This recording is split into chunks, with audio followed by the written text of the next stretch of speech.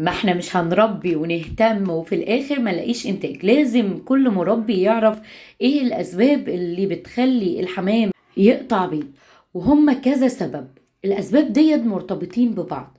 يعني اول سبب لازم تبص عليه هو وجود ديدان في معدة الحمام. يفضل ان انت كل 3 شهور تعمل جرعة ديدان. ممكن تستخدم سترات الببرازين دوت بيطري معلقة صغيرة على 3 لتر مية.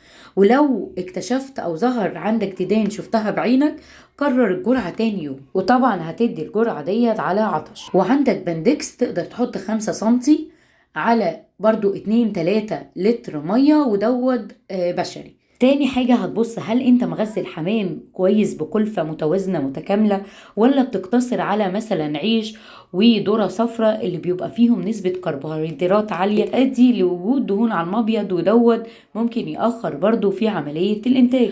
مهم جدا ان انت تشوف الحمام بتاعك مريض ولا بصحة كويسة، لان المرض ممكن يعيق عملية الانتاج. ولازم تبص على نظافة المكان، والمكان نفسه ما فيهوش ازعاج للحمام ولا لا، لان الحالة النفسية بتأثر برضو على انتاج الحمام. وفي فترة تانية بتبقى فترة القلش اللي بيتجدد فيها الريش، ممكن الحمام في الفترة ديت يريح من الانتاج.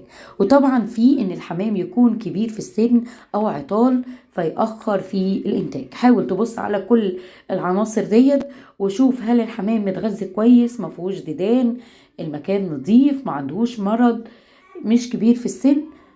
لو انت بصيت على كل دوت هتعرف المشكلة فيه.